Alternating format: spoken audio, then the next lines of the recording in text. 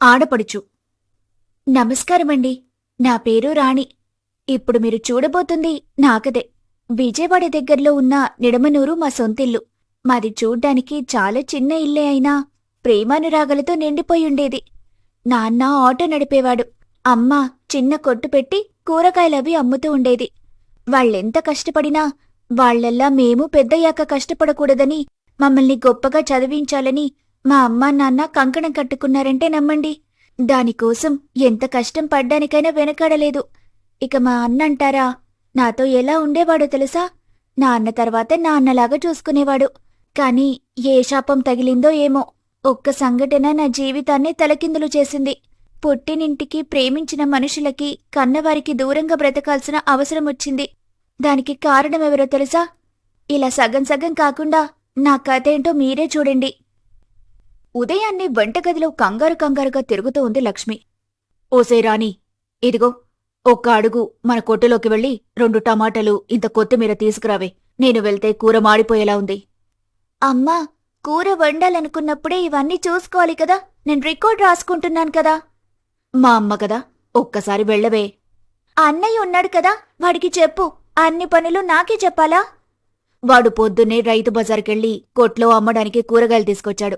అయినా 2 అడుగులేసి 2 టమాటాలు తీసుకురమ్మంటే ఇంత రాద్ధాంతం చేస్తున్నావేంటే? ఇంతలో లక్ష్మి చెప్పినవి కొట్లోంచి పట్టుకునొచ్చాడు నారాయణ. పొద్దున్నే దాని మీద ఎందుకు అరుస్తావు? పిల్ల బుద్ధిగా చదువుకుంటుంది కదా. ఇదిగో ఇవ్వేగా నీకు కావాల్సింది, తీసుకో. నేను తెచ్చండి. అమ్మ తల్లి, నువ్వు చదువుకోరా. అలాగే నాన్న, మా నాన్న బంగారం. అవును నాన్న, చెప్పడం మర్చిపోయాను. ఇంకొక 2 రోజుల్లో ల్యాబ్ ఫీజు కట్టాలి నాన్న. దానికి డబ్బులు కావాలి. నీకు ఆల్రెడీ చెప్పాను కదా, మళ్ళీ ఒకసారి గుర్తు చేస్తున్నాను. గుర్తుందిలేమ్మో, నువ్వు చెప్పక్క మర్చిపోతానా? మార్కెట్కి వెళ్ళొచ్చి వాడు మళ్ళీ పడుకున్నాడా? ఒరే కిరణ్, చెల్లి బుద్ధిగా చదువుకుంటుంటే నువ్వు మళ్ళీ పడుకున్నావా? లేరా గాడిదా? అబ్బాబా నాన్న, పొద్దుని న్యూస్ ఛానల్స్ లో డిబేట్లా ఒకటే అరుస్తుంటే నిద్రెక్కడ పడుతుంది ఇంకా? చెల్లేమో రికార్డ్స్ రాసుకుంటుంటే నువ్వు మాత్రం రాయకుండా ఏం చేస్తున్నావురా? నాకు దానిలా రోజుల తరబడి రాసే అలవాటు లేదు నాన్న. నా రికార్డ్స్ ఎప్పుడూ అయిపోయాయి. దానిలాగా నేను మీ ముందు షో చేయాలని అనుకోను. ఒరేయ్, నువ్వు ఉదయం వచ్చేది నాతోనే, సాయంత్రం ఇంటికొచ్చేది నాతోనే. ఇంకా నాకు తెలియకుండా ఎప్పుడురా రాసావు? అవన్నీ నీకెందుకే, నీ పని నువ్వు కాని. అమ్మా, ఈరోజు బాక్స్లోకి ఏం కూర వండుతున్నావు? వంకాయరా. అబ్బబ్బా, ఊరికనే వంకాయేనా? ఏదైనా మంచి కూర వండొచ్చు కదా. ఒక్కసారైనా బాక్స్లోకి చికెన్ రొయ్యలో చెయ్యొచ్చు కదమ్మా. ఉండొచ్చు. మీ తాతల్లో ఎవరో ఒకరు మనకి ఆస్తుల కట్టలు ఇచ్చిపోయారుగా, అవి ఎలా ఖర్చు పెట్టాలో తెలియటం లేదు. ఇప్పుడు నువ్వు చెప్పావుగా, అట్లే చేద్దాంలే. నీ ఇష్టం వచ్చింది వండుకోవే తల్లి, నేను పోతున్నా అని తల్లితో వాదనాపేసి కాలేజ్కి రెడీ అవ్వడానికి వెళ్తాడు కిరణ్. కాసేపటికి రాణి, కిరణ్ ఇద్దరూ రెడీ అయి కాలేజ్కి వెళ్తుంటే నారాయణ వాళ్ల దగ్గరకొచ్చి, ఒరే, ఈరోజు నేను కూడా అటే వెళ్తున్నాను. పదండి, మిమ్మల్ని కాలేజ్ దగ్గర దింపేసి వెళ్తాను. థ్యాంక్స్ నాన్న. బస్టాండ్ నుంచి కాలేజ్ వరకు నడక తప్పేలా చేశావు. కాసేపటికి ముగ్గురూ ఆటోలో వెళ్ళిపోతారు. లక్ష్మి వాళ్లు వెళ్లగానే వచ్చి కొట్లో కూర్చుంటుంది. ప్రతిరోజు కూడా ఇలాగే గడుస్తూ ఉంటుంది. కొన్నాళ్లకి రాణి ఇంటికొచ్చేసరికి ఇంట్లో కొందరు మనుషులుండటం చూసి కాస్త కంగారు పడుతుంది రాణి. తను రావటం గమనించిన లక్ష్మి వెంటనే రాణిని తీసుకుని లోపలికి వెళ్తుంది. అమ్మా, ఎవరు వీళ్లందరూ? ఎప్పుడు చూసిన వాళ్లెలా లేరు? చిన్నగా మాట్లాడవే, వినిపిస్తుంది వాళ్లకి. నువ్వు తొందరగా చీర కట్టుకుని రాపో. అవును, అన్నయ్యేడి? వాడు వాళ్ళ ఫ్రెండ్స్తో ఉన్నాడు. కాసేపాకి వస్తానన్నాళ్లే కాని ఇంతకి వీళ్ళెవరు? నేను చీరెందుకు కట్టుకోవాలి? అబ్బబ్బా, చెప్పింది చేయవే అంటే ఇన్ని ప్రశ్నలా? కాసేపు నువ్వేమీ మాట్లాడకు, నేను చెప్పింది చెయ్యి అంతే. లక్ష్మి చెప్పినట్టుగానే రాణి చీర కట్టుకుని రాగానే రాణి చేతికి టీ గ్లాసులిచ్చి వచ్చిన వాళ్ల దగ్గరికి పంపించింది లక్ష్మి. రాణి వెనకాలే లక్ష్మి కూడా స్వీట్స్ తీసుకుని వెళ్లి వాళ్ల మధ్యలో ఉన్న టేబుల్ మీద పెట్టింది.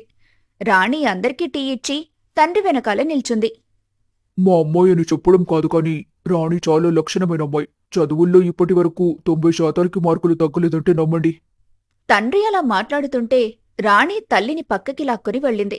అమ్మా, ఏం జరుగుతుందో ఇక్కడ? నాకు పెళ్లి చూపులా?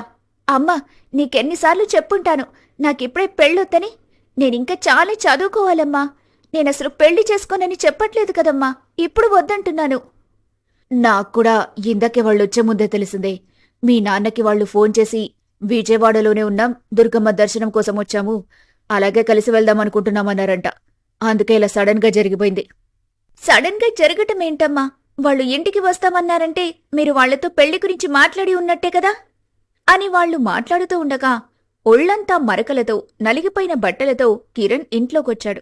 అలాంటి పరిస్థితుల్లో కిరణ్ని చూసిన లక్ష్మి కంగారు పడుతూ కిరణ్ దగ్గరికొచ్చింది. ఒరే కిరణ్, ఏంట్రా ఒళ్లంతా ఈ మరకలేంటి? ఏమైందిరా? ఎవరితో అయినా గొడవ పడ్డావా? గొడవ కాదు, క్రికెట్ ఆడడానికి వెళ్ళాను. దానివల్ల అంతే. 2 నిమిషాలు స్నానం చేసొస్తాను, నువ్వు కంగారు పడకు. అని చెప్పి లోపలికి వెళ్ళిపోయాడు కిరణ్. అదే సమయంలో రాణి బంధువుల దగ్గరకొచ్చి, నేను అబ్బాయితో మాట్లాడాలని అనుకుంటున్నాను. రాణి మాటలకి నారాయణ, లక్ష్మి కంగారు పడినా రాణి మాత్రం ఏమాత్రం జంకు లేకుండా అబ్బాయితో మాట్లాడాలని ఇంటి మేడ మీదకు తీసుకుని వెళ్ళింది. నా పేరు రాజ్ కుమార్ అండి. మా అమ్మ నాన్నలు మిమ్మల్ని ఎక్కడో ఫంక్షన్లో చూశారంట. తర్వాత మీ అమ్మ నాన్నలతో కూడా మాట్లాడిన తర్వాత నాతో చెప్పారు. మీరు చదువుకుంటున్నారు కదా, ఇప్పుడే ఎందుకని కూడా నేను చెప్పారు. కానీ ఒకసారి మాట్లాడుకుంటే తప్పేముంది అని ఇలా తీసుకొచ్చారు. ఇది మీకు ఎలా చెప్పాలని చూస్తున్నాను. ఇంతలో మీరేం మాట్లాడాలనడంతో ఇలా కుదిరేసింది. అవును, ఇంతకీ మీరేం మాట్లాడాలనుకున్నారు? నాకు ఈ పెళ్లి ఇష్టం లేదండి. దానికి కారణముంది. నేనింకా చాలా చదువుకోవాలి. మంచి ఉద్యోగం సంపాదించి ఇల్లు కట్టి అమ్మా నాన్నల్ని అందులో ఉంచాలి. అప్పుడే నేను పెళ్లి చేసుకుంటాను. ఇన్ని రోజులు మా కోసం నిస్వార్థంగా కష్టపడిన అమ్మా నాన్నలకి తిరిగి ఆ మాత్రం చేయకపోతే ఎలా అండి? మీరేం చెప్పాలనుకుంటున్నారో నాకది అర్థమైంది. కానీ ఇవన్నీ మీరెందుకు చేయాలనుకుంటున్నారు? అన్నీ అర్థం చేసుకునే భర్త వస్తే పెళ్ళయ్యాక కూడా మీరు మీ అమ్మా నాన్నల్ని చూసుకోవచ్చు కదా. కానీ అలాంటి వాళ్ళు ఎక్కడుంటారండి? అదంతా ఎందుకులే కాని మీరే ఎలాగో అలా పెద్దోళ్ళకి నేను నచ్చలేదని చెప్పండి ప్లీజ్ మీరు కంగారు పడొద్దు, నేను చూసుకుంటాను. అని రాణికి చెప్పి అందరూ ఉన్న హాల్లోకి వెళ్లాడు రాజ్కుమార్. అమ్మా, నాన్న, మీకొక విషయం చెప్పాలనుకుంటున్నాను. మీరు ఎక్కడో ఫంక్షన్లో రాణిని చూసి నాకు సరైన జోడీ అని అనుకున్నారు. ఇప్పుడు తనతో మాట్లాడిన తర్వాత నాకు కూడా అదే అనిపించింది. తన ఆలోచనలు చాలా బాగున్నాయి నాన్న. కానీ ఈ పెళ్లి మీరు అనుకున్నట్టు జరగదు. మాకు కొంచెం టైం కావాలి. 2 ఏళ్ల తర్వాత మేం పెళ్లి చేసుకుంటాం. రాజ్కుమార్ మాటలకి రాణి నిర్ఘాంతపోయి చూస్తూ ఉంటుంది. అయ్యో, ఏం మాట్లాడుతున్నారు బాబు? అమ్మాయి నచ్చాక కూడా 2 ఏళ్లు ఆగడమేంటి? అంకుల్, మీకు మీ అమ్మాయి మీ ఇంట్లో ఉండటం ఏదైనా ఇబ్బందిగా ఉందా? లేక నేను మీకు నచ్చలేదా? అలా అని కాదు బాబు, కానీ 2 ఏళ్లంటే నలుగురు ఏమనుకుంటారు? అనుకునే నలుగురు ఎవరో మీకు తెలుసా? మీరు చెప్పే నలుగురు ఎప్పుడు ఏదో ఒకటి అనుకుంటూనే ఉంటారు. మీరేమనుకుంటున్నారనేదే ముఖ్యం. నేను మీకు నచ్చితే ఈ 2 ఏళ్లు ఎదురుచూపుకు నేను తగినవాడనుకుంటే నా కోసం ఎదురు చూడండి. లేదంటే వేరొకరితో మీ అమ్మాయికి పెళ్లి చేసేయండి. అమ్మా, ఇక నిర్ణయం వాళ్ళది. మనం వెళ్దామా? రే రాజా, నీ నిర్ణయం మాకు కూడా కొంచెం ఇబ్బందిగానే ఉంది కానీ జీవితం నీదే. నీ నిర్ణయం మీద నీకంత నమ్మకముంటే కాదనడానికి మేమెవరం? చూద్దాం ఏం జరుగుతుందో అని మాట్లాడిన తర్వాత కొంతసేపటికి రాజ్కుమార్ కుటుంబం అక్కడ్నుంచి వెళ్లిపోతుంది. రాజ్కుమార్ మాటలు రాణికి ఎంతో నచ్చాయి. అలా అర్థం చేసుకునేవాడు తన జీవితంలో ఉంటే మనసు బాధపడకుండా బతకొచ్చు అనుకుంది. తనలా ఆలోచిస్తూ ఉండగా కిరణ్ గదిలో నుంచి పెద్ద పెద్దగా అరుపులు వినిపించడంతో ఒక్కసారిగా ఆలోచనల నుంచి తేరుకుని కిరణ్ గదిలోకి పరిగెత్తింది రాణి. అక్కడ నారాయణ, లక్ష్మి గట్టిగట్టిగా కిరణ్ మీద అరుస్తున్నారు. అమ్మా, ఏమైందే? ఎందుకలా అరుస్తున్నారు? అన్నయ్య, ఏమైందిరా? అవడానికేముంది? పట్టపగలు తప్పతాగి ఎవరితోనూ గొడవ పెట్టుకొనొచ్చాడు మీ అన్న. ఇదేం పాడలవాట్రా? ఇంటికొచ్చిన వాళ్ల ముందు తల కొట్టేసినట్టయింది. ఛీ, ఆయన ఈ తాగడమేంటి, గొడవలేంటి? పైగా క్రికెట్ ఆడి వచ్చానని అబద్ధాలు. అమ్మా, అరవకి, నేను మాట్లాడతాను, నువ్వెళ్ళు. నాన్న, నువ్వు కూడా వెళ్ళు, నేను మాట్లాడతానని చెప్తున్నాను కదా. రాణి ఎలాగోలా తల్లిదండ్రిని బయటకి పంపించి అన్న దగ్గర కూర్చుంది. అంతలో కిరణ్ ఫోన్లో ఫోటోస్ ఓపెన్ చేసి రాణి చేతికిచ్చాడు.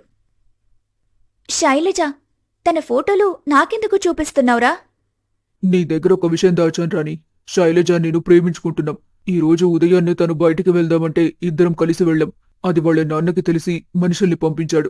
వాళ్లతో జరిగిన గొడవలో ఇలా అయింది. ఇలాంటి పరిస్థితుల్లో నెమ్మదిగా వచ్చి అమ్మా నాన్నలతో మాట్లాడకుండా ఇలా తాగేసి వస్తే ఎలారా? ఇప్పుడు చూడు, నిజం చెప్పినా వాళ్ళు తప్పుగానే అర్థం చేసుకుంటారు. సరేలే, ఏదొకటి చేద్దాం, నువ్వు బాధపడకు. రా, ముందేదైనా తిందువు అని కిరణ్కి సర్ది చెప్పి తినిపించడానికి తీసుకుని వెళ్తుంది రాణి. కిరణ్ తల్లిదండ్రుల దగ్గర తప్పు చేశానని, ఇంకెప్పుడూ తాగనని మాటివ్వటంతో వాళ్ల కోపం కాస్త తగ్గుతుంది. అలా రోజులు గడుస్తున్నాయి. రాణి, కిరణ్ ఎప్పటిలాగే కాలేజ్కి వెళ్తుండగా శైలజ వచ్చింది. శైలజ, ఎగ్జామ్కి వెళ్లకుండా ఇక్కడి నుంచి వస్తున్నావు. ముందు ఎగ్జామ్కి వెళ్ళు, వచ్చిన తర్వాత మాట్లాడుకుందాం. రాణికి కూడా మన విషయం చెప్పాను. ఎగ్జామ్ అయ్యాక ముగ్గురం కలిసి ఎక్కడికైనా వెళ్దాం.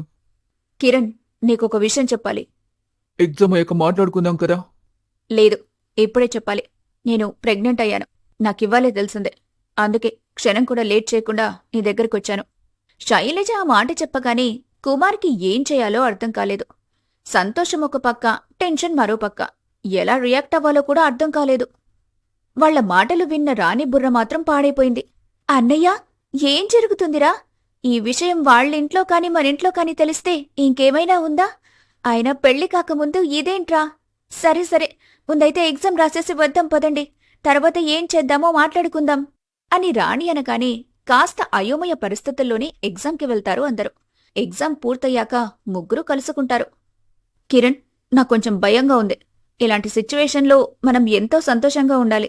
కానీ ఇలా భయంగా ఉండటం నాకు నచ్చడం లేదు. మనమిద్దరం పెళ్లి చేసుకునే వయసులోనే ఉన్నాం. ఏది చేసినా ఇష్టపడే కదా చేశాం. దానికి ప్రతిఫలంగా ఇప్పుడు ప్రెగ్నెన్సీ వచ్చింది. అన్ని పనులు ధైర్యంగా చేసిన మనం ఇప్పుడెందుకు భయపడుతున్నామని నాకు అర్థం కావటం లేదు. మనిద్దరి పెళ్లి మన జీవితం కోసం కదా. దాంట్లో పెద్దవాళ్ల నిర్ణయం ఏంటి? శైలజ, మీ పెళ్లి మీ జీవితం వాస్తవమే. కానీ ఇన్నేళ్లు మిమ్మల్ని కంటికి రెప్పలా కాపాడుకున్న తల్లిదండ్రుల్ని కాదని ఎలా ముందుకు వెళ్లగలం చెప్పు? వాళ్ళేది చేసినా మనం బాగుండాలనే కదా. మనం బాగుంటామనే నమ్మకం వాళ్ళకిస్తే వాళ్ళు మన ఇష్టాలని ఎందుకు కాదంటారు? పెద్దోళ్ళు ఏదీ కాదు వద్దు అన్నా అది మనం బాగుండాలనే. సరే, విషయం ఇంతవరకు వచ్చింది కాబట్టి ఇంక చేసేది కూడా ఏమీ లేదు. బతిమాలో కాళ్లమీద పడో పెద్దోళ్ళని ఒప్పించడం తప్ప వేరే మార్గం ఉండదు. అన్నయ్య, ఇప్పుడే ఇంట్లో వాళ్లతో మాట్లాడరా. లేదు రాణి, ఇంట్లో ఆల్రెడీ నా మీద కొంచెం కోపంగా ఉన్నారు. నేను చెప్తే వాళ్ళు కాదని చెప్పే అవకాశం ఎక్కువ. నువ్వు మాట్లాడితే అమ్మ నాన్న కాదనకుండా వింటారు, ఒప్పుకుంటారు కూడా. నువ్వే ఏదోలా మాట్లాడి వాళ్ళని ఒప్పించు ప్లీజ్. అదేంటి కిరణ్, నువ్వు మాట్లాడితే ఒప్పుకొని మీ పేరెంట్స్ రాణి మాట్లాడితే ఒప్పుకుంటారా? మనిషిని బట్టి ఒపీనియన్ మారిపోతుందా? ఇంట్లో అంతేలే. రాణి ఏదైనా అడిగిందంటే అమ్మ నాన్న కాదన్నది నేను ఇప్పటివరకు చూడలేదు. ఇలాంటి సిచ్యువేషన్లో నేను మాట్లాడి రిస్క్ తీసుకునే బదులు రాణితో మాట్లాడించి సేఫ్కి మాటం బెటర్ కదా. ఆయన ఎవరు మాట్లాడితే ఏంటి? సరే, ఇంట్లో అమ్మ నాన్న ఒప్పుకునేలా నేను చూసుకుంటాను. శైలజ, నువ్వు కూడా మీ ఇంట్లో మాట్లాడేస్తే ఒక పనైపోతుంది. రాణి, ప్రెగ్నెన్సీ గురించి చెప్తావా? అమ్మ నాన్న ఏమనుకుంటారు? నన్ను తప్పుగా అనుకుంటారంటావా? అసలు అమ్మ వాళ్ళతో ఏం మాట్లాడతావో చెప్పు. నాకు మాత్రం ఏం తెలుసురా. సిచ్యువేషన్ని బట్టి అల్లుకుపోవడమే. శైలజ, మనం రేపు కలుద్దాం. ఏ విషయం నేను కలిసినప్పుడు చెప్తాను. నువ్వేం కంగారు పడకు, నేను చూసుకుంటానులే. నువ్వు జాగ్రత్త. ఇక వెళ్దామా? నువ్వు వెళ్ళు రాణి, నేను శైలజతో కాసేపు మాట్లాడి వస్తాను. ఇంటికి వెళ్లే దారిలో రాణి ఎలా వాళ్ల అమ్మనాన్నతో మాట్లాడాలో ఆలోచిస్తూ వెళ్తూ ఉంది.